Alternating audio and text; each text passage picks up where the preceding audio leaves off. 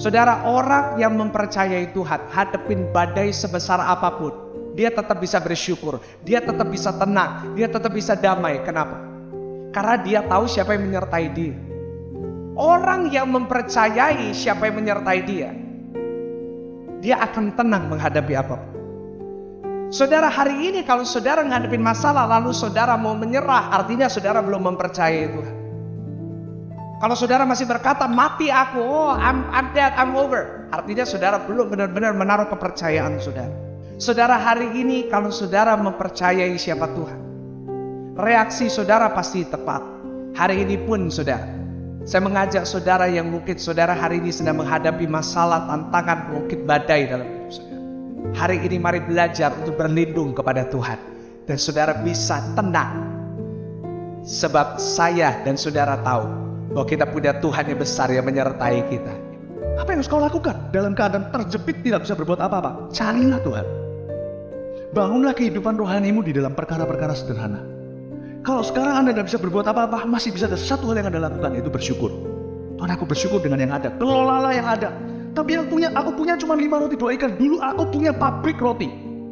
Dulu aku punya perikanan. Sekarang tinggal 5 roti 2 ikan. 5 roti 2 ikan juga cukup untuk memulai bersyukur sama Tuhan dan diserahkan ke tangannya. Itulah rahasia kerajaan surga.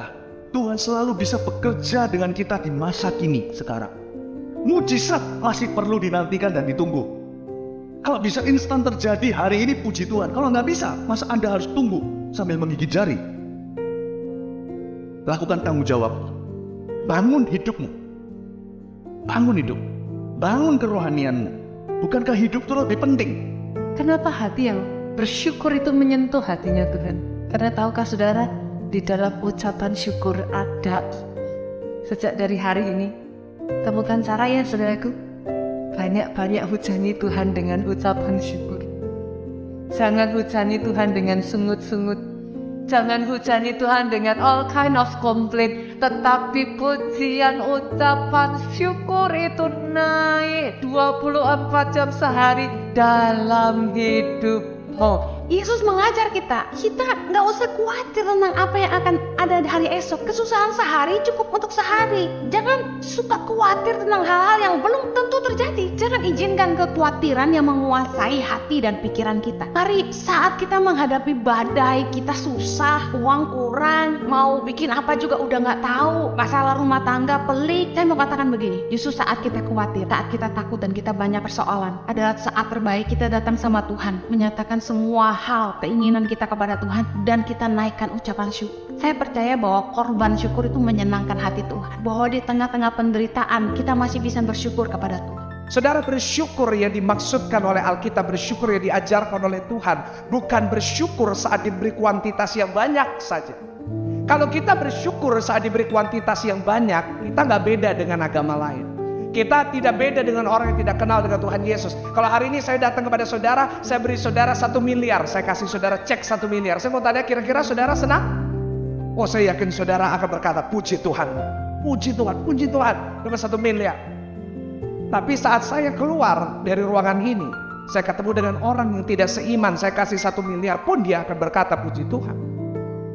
Lalu apa bedanya kita dengan mereka? Apa bedanya orang Kristen dengan orang yang tidak?